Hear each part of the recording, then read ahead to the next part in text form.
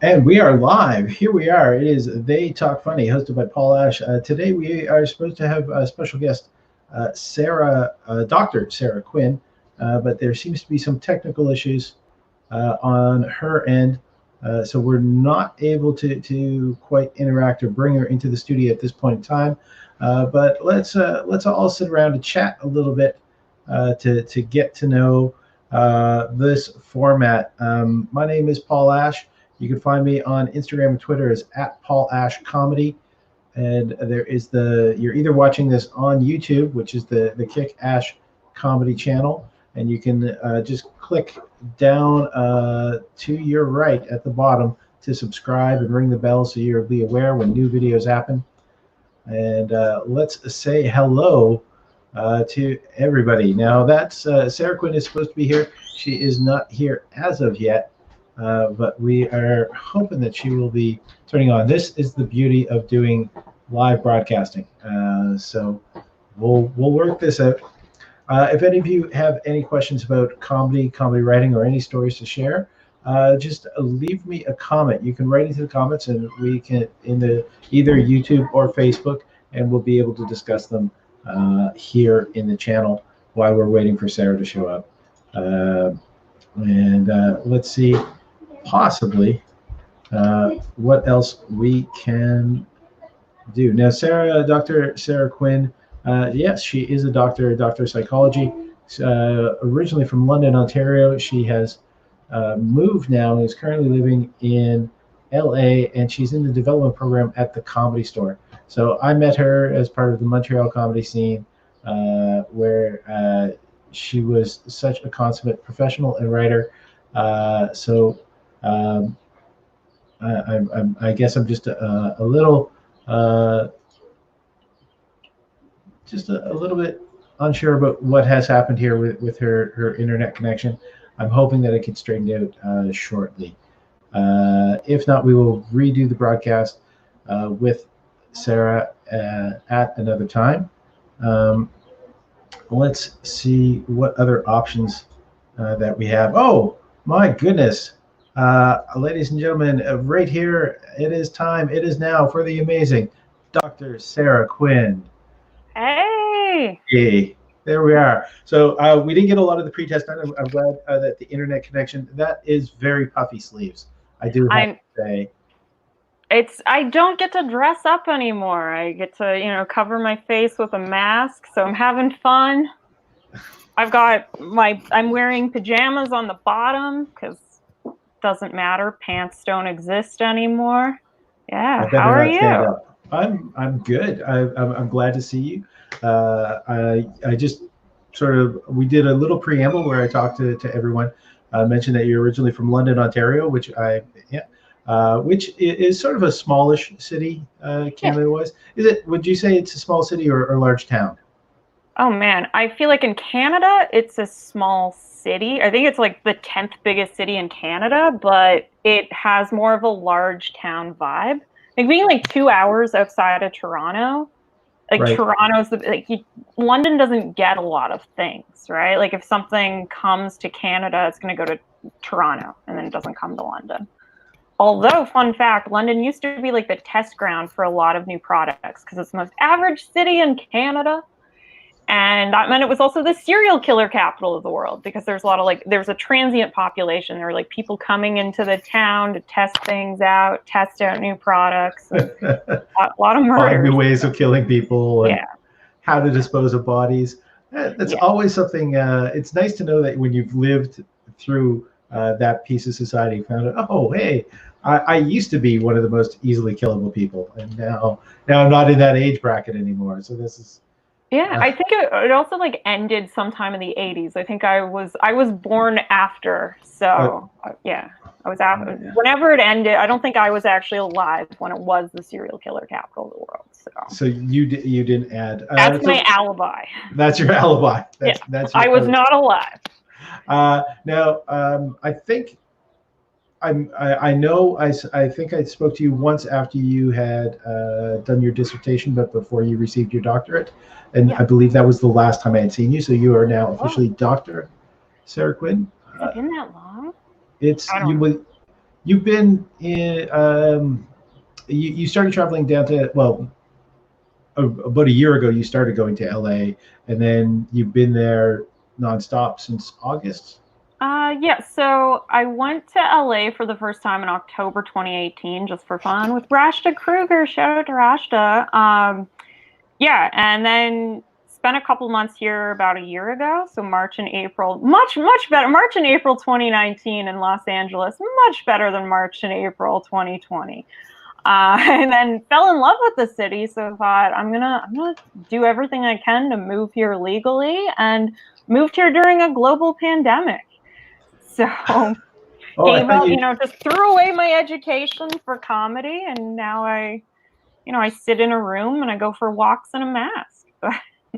When did you officially move? I thought Well, you had officially, moved I got here in October of 2019. So 19.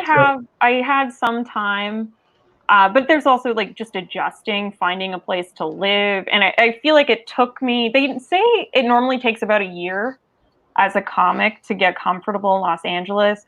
I was starting to kind of figure out what shows were worth doing, finding a friend group. All this was coming together in February, beginning of March, and now it's over.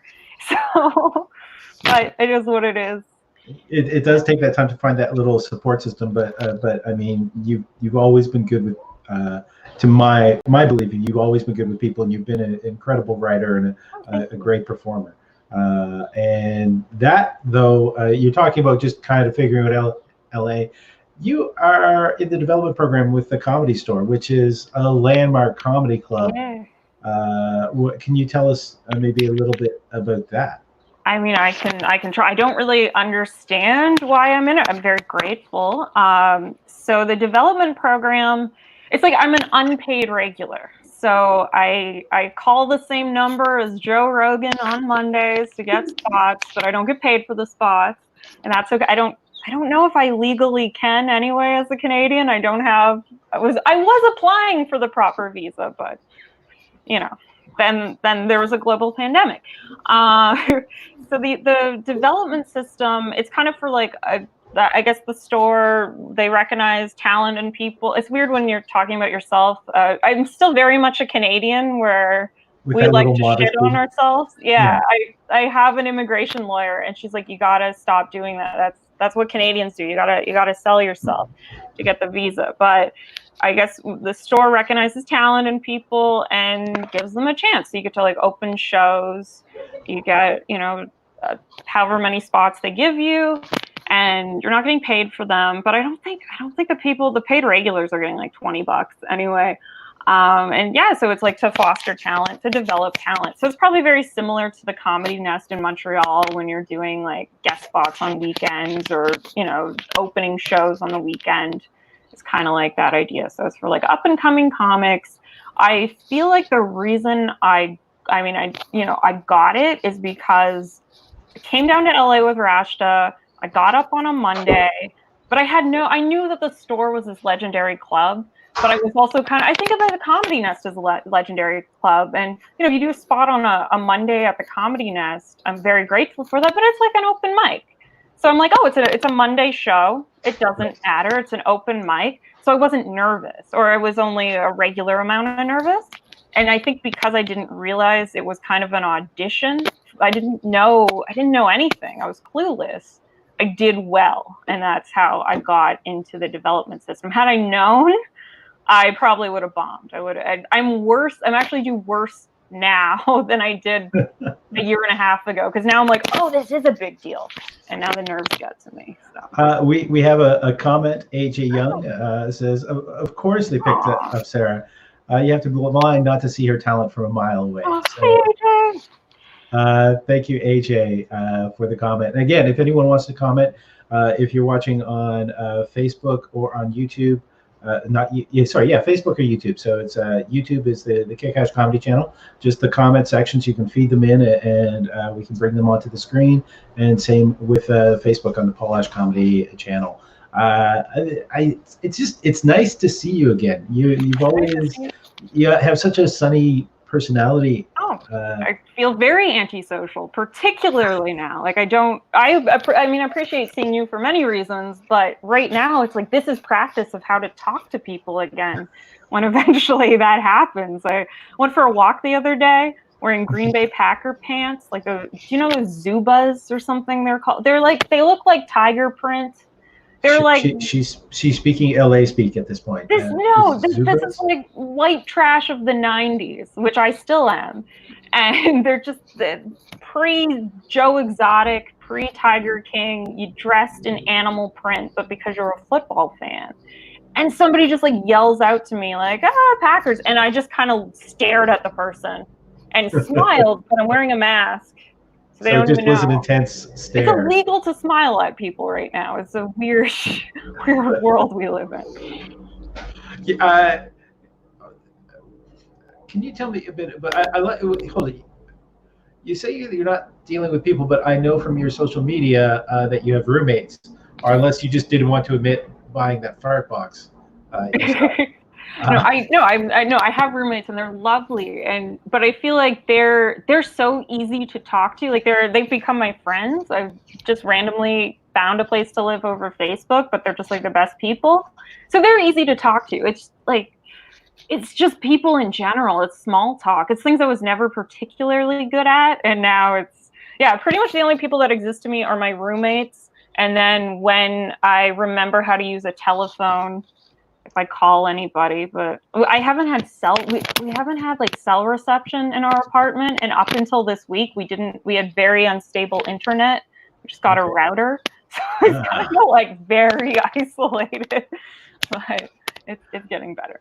I'm hearing some clicking, so you might just want to watch if your hands are clapping on anything. Okay. I'm hit. This is moving. Does that? Yeah, that would be okay. it. I'll try to. Now, I move a lot. Thankfully, that shows that you're alive.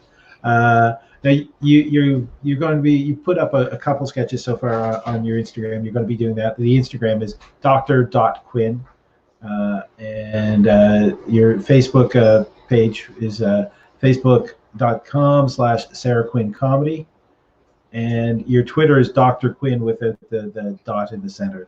So people want to be keeping up with you. So social media wise, that's probably the best way to do it. How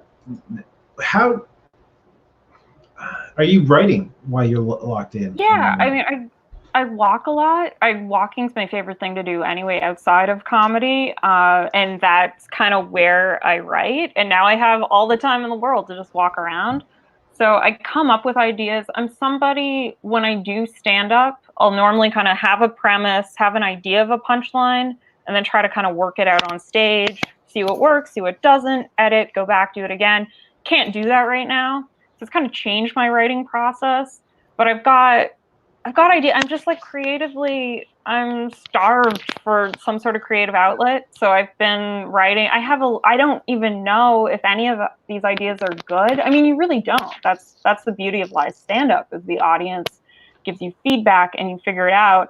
Now it's like I'm kind of writing little sketches, trying to figure out how to film and edit them. And then you just put it online, and it could be terrible, but it's the risk, right? I don't care. It doesn't matter anymore. You used to, like, as a comic, you worry, you don't want to get canceled, you don't want to like lose a spot, you don't want to lose an opportunity. And now it's like we're all canceled. So it also doesn't matter anymore. Like I also don't care what people think about me in a weird, it's kind of, the quarantine's been good in a way. It's like everything's over anyway. That's actually why I've started this talk show, is because I wanted a chance to talk about comedy with comedians. There's no sitting around in the green room anymore. Yeah, I miss that. Yeah.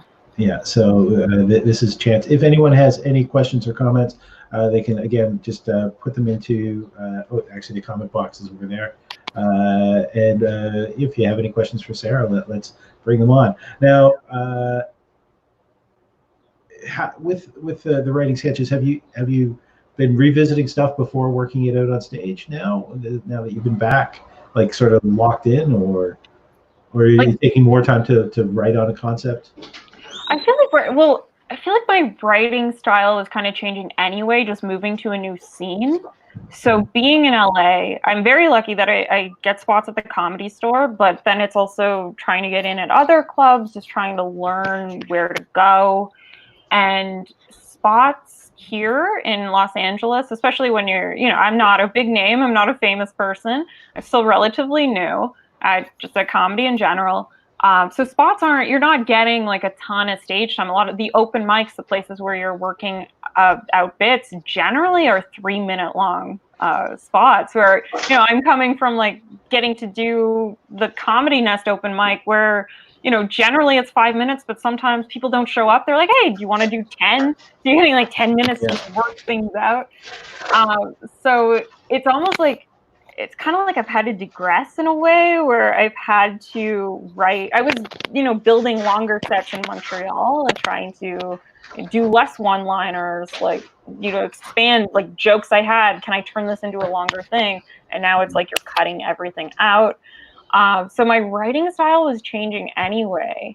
And I was trying to take more risks on stage. And by that, I mean not writing everything, like really trying to just work it out on stage. To be in the moment.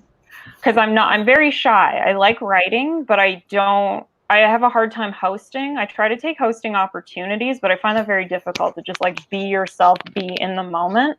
So my last set, it was just an open mic, and I went into it saying, I'm going to say things I've never said without writing the punchline at all beforehand. I'm going to do something very different. I wanted to like talk about a social psych study I found funny. I'm like, I'm going to teach a study. And I bombed very hard. And I purposely was like, I want to just be comfortable. It was just, there were like 10 people there. It was only comics.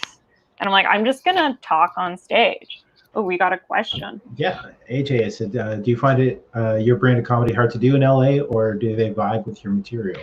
I find it much easier in LA than in Montreal, to be honest. I find, all of my like polished jokes, the jokes I came here with, they go over very well. I find people are very supportive in the comedy scene. I don't know, it could be fake. I don't know if it's fake LA bullshit and networking, but I'll take the fake nice over actual cruelty any day. So people are, and to a point where it's a dangerous place to write jokes. Not like the open mics where it's just in a room full of comics, but some of the shows, like they laugh too easily. So I think Montreal is a great way to become a comic, learn how to write. So I think it's harder to get a laugh in Montreal. Whereas here, I'm like, is everybody just high? You guys high and just laughing at everything? This is the premise. Don't laugh. And so it's refreshing, but it's dangerous. It's too easy here. Yeah. Atmosphere goes a long way with a comedy club. I don't know if you've been keeping in touch, but in Alberta, the comic strip, Rick Bronson's club has reopened. Oh, wow. But it's only doing 25% capacity. And I believe they might be switching and cleaning mics between comics. So they're trying to do what they can. But Montreal is officially the 7th worst hit city for COVID deaths in the world. I heard Montreal's the hot spot in Canada, right? Yeah, pretty much. So I don't know how that's going to delay us reopening and be able to get back into such a wonderful place like the Comedy Nest. Have you heard any forecast for LA or when people are going to be? Yeah, not specifically for comedy, but just for LA in general. I've heard through July everything's locked down, so it's going to be a long time. And honestly, like I miss live stand-up more than anything. But the idea of doing a show 25% capacity, not that, I mean, pre-COVID, not at the store, not at the Nest, but how many shows do we do that at like empty rooms? But the idea of like a comedy club that normally sells out 25% capacity, everybody wearing masks, so it muffles the laughter. You can't see people smiling. Like that just. I don't know the if straw coming up underneath the mask, so they can have their drinks. Yeah, which is like, what's the point? I will, if that's the future of comedy, I'll do it, but it's not exciting to me. Now, your degree is in social psychology. What's the actual term? Is it social psychology or is it? So yeah, I'm technically a social psychologist, but yeah, I think that what's on my degree is like at McGill, it's experimental psychology, and then I worked with social psychologists. So yeah, it's a doctor of philosophy. Is that what a PhD is? It's been a long time, and I'm tired. In experimental psychology, so I not know. clinical. So don't listen to me and diagnose yourself with anything. do you go on stage with the doctor as Dr. Sara Quinn? No. And it actually, all my social media has doctor in it, but that was years before I got my PhD, and years even before. I think my Twitter was before I even thought about going into graduate school. I have a common name, and there used to be a show, Dr. Quinn Medicine Woman, and so it was ironic. I was like, oh, I'll just put doctor. And then I happened to go into a PhD program, and so now it's so arrogant. I don't like to use it. Like, it's fine that it's used here, but on stage, I feel like it sets an expectation. You hear doctor and you think I'm something I'm not, or if you find out I'm a doctor of, like, I'm in psychology, you might think I'm a therapist, which I'm not. And I don't want people to listen to what I say on stage and think that's, a professional opinion in any way, or, yeah. Now, what would be probably one of the most interesting experiences you've had on a stage in LA so far? Or give me one that's super good and one that's super bad. Oh man. Just to run the full gamut of the LA experience. LA experience. I mean, any spot at the store is so much fun, and I've been they're pretty much always sold out shows. So you've got a full house, and you've got people there for comedy, and they're normally on. I'm distracted by AJ. My favorite roast joke of all time is when AJ called me Dr. Quinn medicated woman. Unfortunately, I'm not medicated. Probably need to be, but yeah. So pretty much, like, yeah, any spot at the store is. I mean, there's, you have better sets and worse sets there, but those are fun. I don't really have any. I haven't been here long enough to, like, have the crazy. Like, I definitely had crazy shit happen to me on stage in Montreal. I had, like, a fist fight. I almost break out during a set in Montreal. Had other things I don't even want to go into. Right. I haven't really had anything super insane happen. I've seen kind of, like, crazy stuff, but not at shows I've been on. What's the craziest stuff you've seen? Crazy stuff, and by crazy I mean more just, like, awesome. Like, I saw, like, you're just hanging out at the store, and, like, Dave Chappelle just comes in randomly to do a spot, and then you see him work out his, like, what is it, Sticks and Stones, his, like, latest Netflix special, and you see the whole thing, like, half a year before it comes out on Netflix. You get to see that live. That was pretty crazy in a good way. I was sitting in the, like, audience at Kill Tony at the store, and then, like, Ari Shaffir just ran in naked. So I've now seen Ari Shaffir's dick, and so did 400 other people and thousands on the internet, unless they blurred it out. Yeah, I mean, LA, it's, even when you're not on stage, like, people are just, I love it, but people are crazy. Like, I feel like when I go back to Canada, if COVID is still going on, that's when it's really going to hit me. Because here you walk around, you see people in masks, you see people lining up, and you're almost like, did some, like, hot influencer wear a mask and now we're all doing it? Are we just all extras in some movie? Like, LA, it's kind of like, it just feels like it's LA. It's like, oh, this is just a fad. You just expect the weird. You just expect it. Everything's surreal here, so I think it's really going to hit me being somewhere else while this is happening. It's kind of like, it's just LA. Now you're going through the process of getting a permanent work visa or alien and special skills, I take it, or are you emigrating? Yeah. So I'm kind of I'm putting it on hold right now. So in like late February, I got a job, like a job offer at the Comedy Store, and I was going to use that to apply for like an O1 artist visa, and talked to a lawyer, was putting things together, and then COVID hit. And so right now, and with that, you have like 3 years, and you don't really get to choose. Like once your visa, if they decide to give it to you, it's very expensive. It's a very difficult process. If they decide to give you the visa, whenever they give it to you, you have 3 years to work in comedy in the United States. But the last thing I need is to apply right now and then have it activated and then have to wait a year. So like it just doesn't make sense right now. And I also I'm sure the store is going to be fine. Like if there's any comedy club that's going to survive, I assume the store will be fine. But is there going to be a job for me when this is over? I don't know. 50% of LA is unemployed right now. So normally I'm fully in support of immigration, but I understand not giving a job to the random Canadian girl right now. Like I get it. Yeah.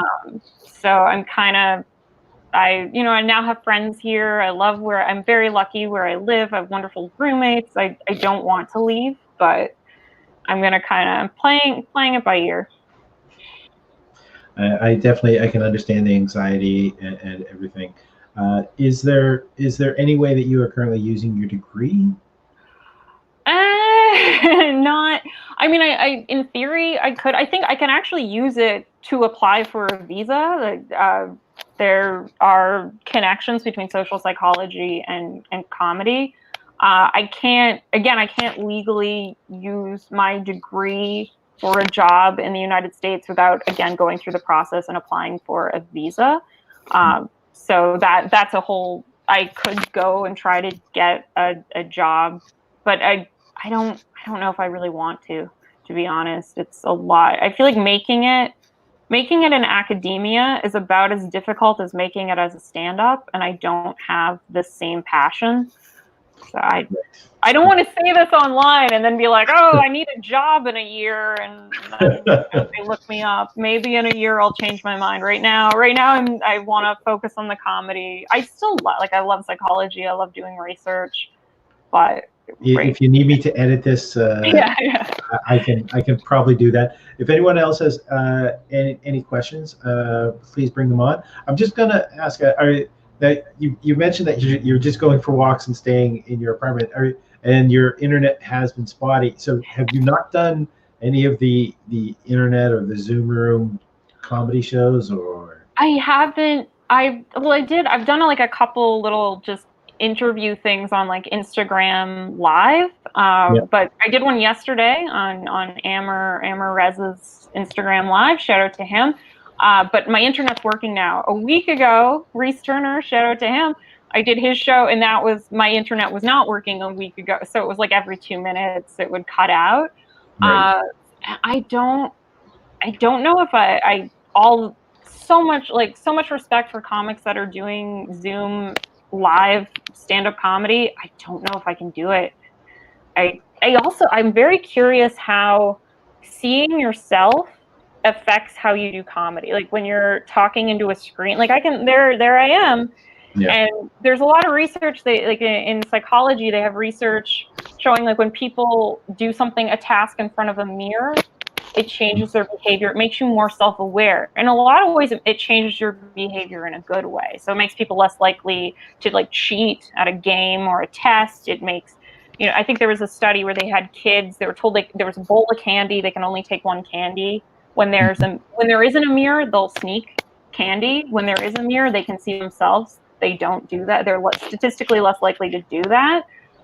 So generally being self-aware is for the better, but I don't know for comedy if it is. I think especially for me, when I'm on stage, it's a very out-of-body experience. I like to... And you want to be unfiltered. I want to be unfiltered. I don't want to be aware. I'm not me on stage. I go up with my name, I talk in the first person, but it's all lying. It's jokes. The jokes are lies.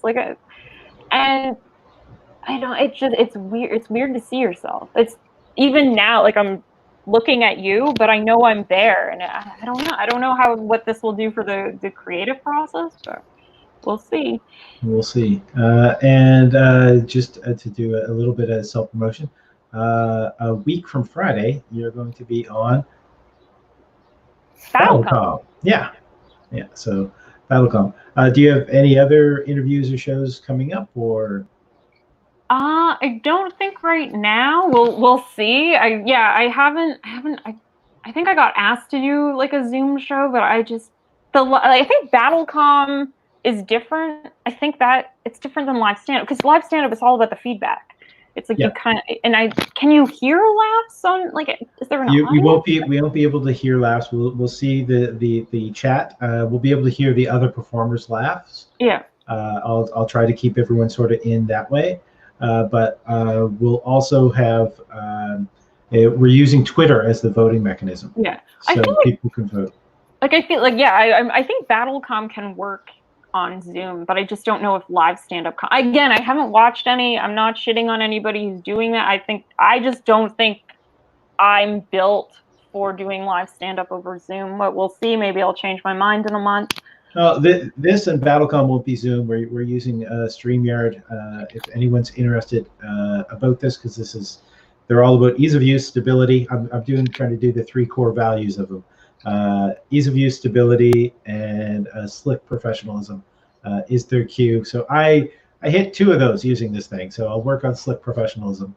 And AJ has said that he's had anxiety about performing online, so he's with you on that. It feels very difficult. It feels very different. I had earlier, one of the interviews I did was with a Calgary comedian by the name of Scott Porteous, and he's been running this thing called The Workshop, and he does it 5 shows a week, in which he brings 2 to 6 other performers on, and all of them have been given a topic ahead of time, and so they write a 3 to 5 minute chunk based on the topic they were given, and they give feedback to each other on it, and then they can do one that they just want to work on themselves, and they get feedback on it. So I did that one. That one was kind of interesting, and I've done a couple Zoom comedy shows.